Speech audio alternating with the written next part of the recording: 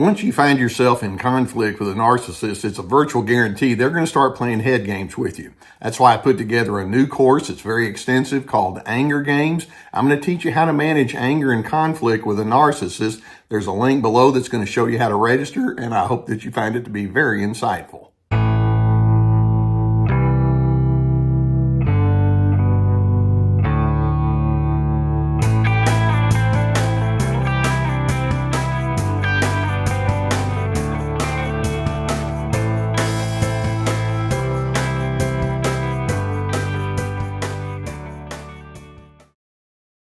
Okay, today let's talk about the subject of narcissism and stupidity.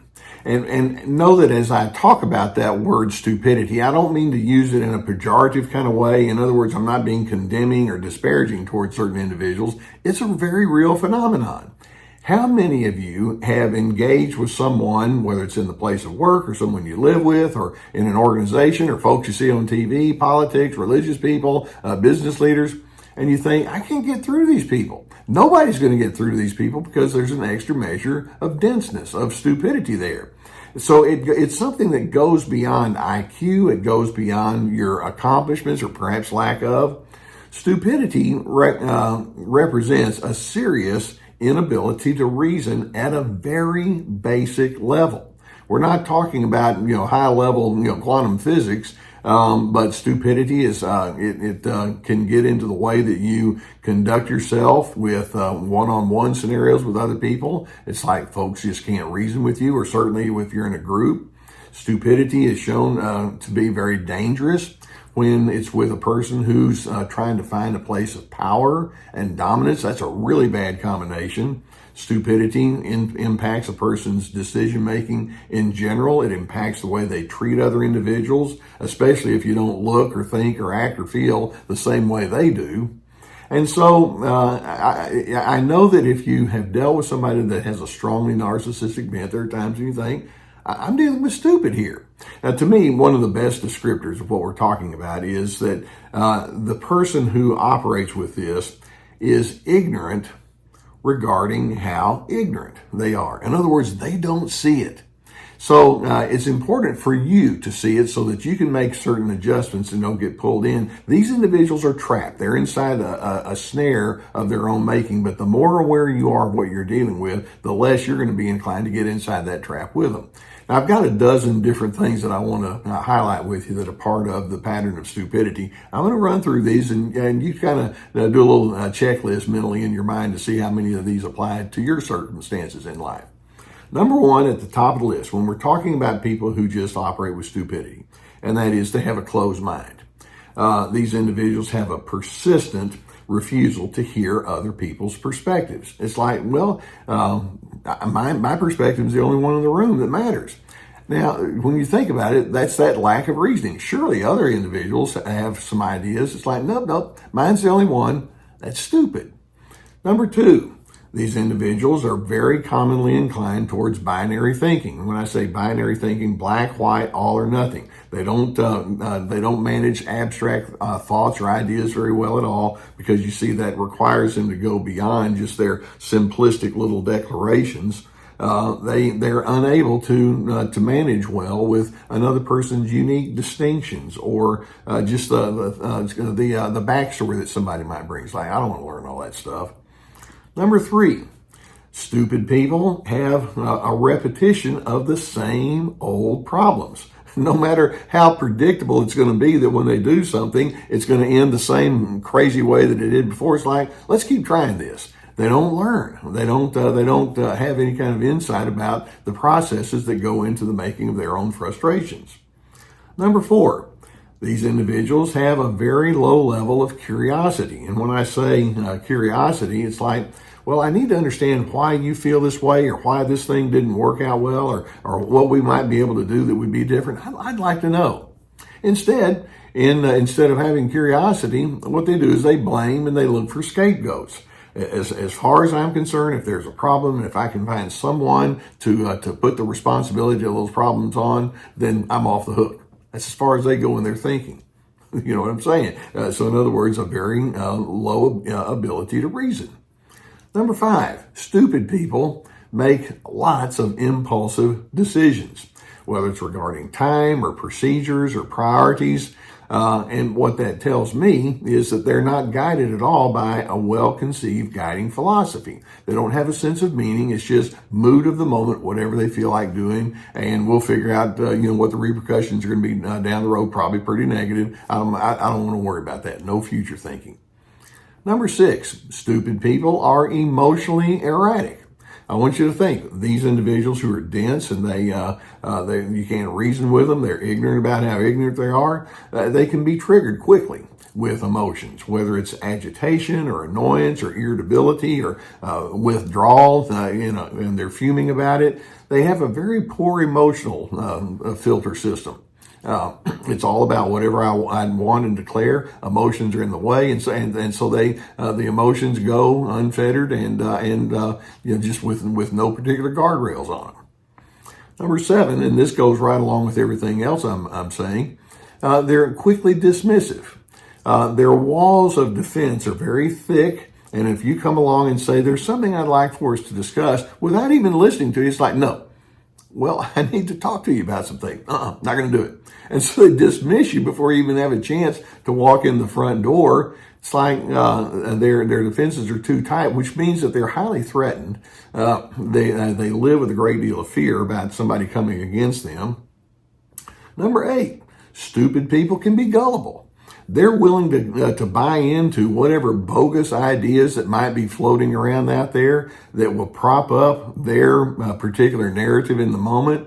If you say, well, why did you do something this way? Well, because this person over here told me. And it's like, well, this person over here doesn't know what they're talking about. Well, it sounded pretty good to me. And so their reasoning is very shallow. And in fact, we can say that that's the next criteria on the list. Number 9, they're highly shallow in the way that they think and reason and how they define success. It's like, well, if it looks good, if it feels good, it makes me feel powerful, then yeah, I think that's real good. So they're very shallow. Number 10, they're strongly inclined towards judgment. They're constantly wondering, where do I fit on the pecking order? Are you going to think that I'm good or am I terrible? And they try to maneuver and position themselves so that they can be in the favored position with respect to that. Number 11, they have very, and when I say very, very poor listening skills. And as a result, they wind up having lots of blind spots since they won't take input from others. It's like, I don't want to listen to you. I don't want to hear you. Then as a result, they don't incorporate information because they won't even hear it to begin with. And then ultimately, the number 12, stupid people will ultimately harm people. With all of this selfishness and control and density and all, it's going to be difficult for other individuals. Now, in psychological terminology, we refer to this as their alternate reality. That's a little bit more sophisticated way of saying stupid. Call it alternate reality, call it stupid. I'm sure that there are times when you think, what am I going to do? How am I going to manage my life when I am up against somebody that repeatedly goes into this cycle and I can't pull them out of it? First things first, how are you going to respond to the stupid person is accept stupidity as a fact. How many times have you thought to yourself, I can't believe what I'm dealing with. This makes no sense. Well, you know what? Just go ahead and believe it. If you're trying to make sense of something, we can go a long ways into how it got to be this way, but accept it as a fact. The more you respond in the emotional and I can't believe it's what I call mythical thinking kind of mindset, then you're just going to be going circular in your way of reasoning with these individuals. On top of that, as you respond, don't argue with a stupid person. They're really good at what they do, being stupid. And so they will beat you every time at that game. So if you argue, you're stepping into their world and it's not going to end well. Beyond that, let them learn, if it's possible, let them learn their lessons the hard way. Let them have their consequences. If they want to do some things that are really dumb, but they may want to allow you to have you come along with them, you don't have to do that. But just let consequences run their course. Stay out of the way when it's happening. And then, as I mentioned a few minutes ago, another thought is be aware of the combination between stupidity and power, and that being the case, remove yourself from that person's influence as much as possible, because you do not want to be in a place where they have power and dominance over you. And another thing as you're engaging with these people, and that is quit asking questions for the purpose of shaming them or spurring reflective thinking. Can't you understand that if you do this, it's going to result in that? Because then you're not going to get a good response. That's the definition of stupidity. Beyond that, then, hold on to your own standards despite being discounted by the stupid person. For example, when the stupid person comes along and says, well, I'll tell you what, there's one problematic person in this room and it's not me, it's you. Rather than arguing, it's like, well, nonetheless, it's the decision I've made. Or nonetheless, I'm going to do things this way. And don't get sucked in and stay superficial with them as much as you can, if you even have to be with them at all. Sadly, the narcissistic pattern of life becomes a magnet for this stupidity. By the way, the opposite of stupidity is wisdom. And wisdom means that you're grounded in sound judgment or knowledge, and you can have a certain mind over emotion. You can override some of the emotion that may cloud your judgment. The narcissist can't go into that space. So I'm going to be thinking, stupid people are inside a trap of their own making. But you know what? They want to blame me for being inside that trap. That's on them. They got themselves into that mess in the first place. And I'm not going to join them in that trap. I'm on Team Healthy. I'm staying away. And when they say, get back over here and let me be in charge, let me be the one in power, it's like, oh, well, that's where you are. But no, I don't join stupid. I want to be over here in the place of decency, and I want to be aware of who I am. I'm not playing along with your games. Now, I hope the video such as this can give you some good awareness of what you are dealing with. If you haven't already hit that subscribe button, go ahead and do so, and we're going to keep more videos. Hit that notification bell when that comes up too. And by the way, when you're inside my channel, you'll notice that there's a tab that says videos. You can watch all sorts of older videos that'll hopefully help you in your education process. I know that when you're dealing with something like this, you may decide, I need some work. I need some help. I need somebody that can help me work through some of the issues I'm dealing with. I've been sponsored for years by the people at betterhelpcom. It's an online therapy resource. You can go through the link that we provide below the video here and answer a few questions, and then you can select the therapist that you can work with. It can be so good to have someone that says, well, I will reason with you, and we will figure this out, and I want you to become the best version of yourself despite their presence in your life. As the need is there and you have a desire to learn and grow, invest in yourself and go through the link and get the help you need. In addition, in my retirement, I've been putting together courses. And these are online classes. You can use them at your own timing with whoever you want. Each course has at least 25 teaching videos, and along with each video are guided questions and documents, handouts that will help you in a therapeutic kind of way. We have the anger games, which is all about staying out of their traps of anger. We have This Is Me, about establishing boundaries, free to be, Ready, Set, Connect. There are links below that will describe that for you if you're interested in that.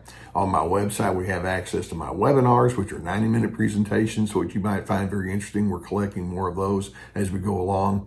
In addition to that, then we also have access to my articles, my podcast, and of course, my books. Okay.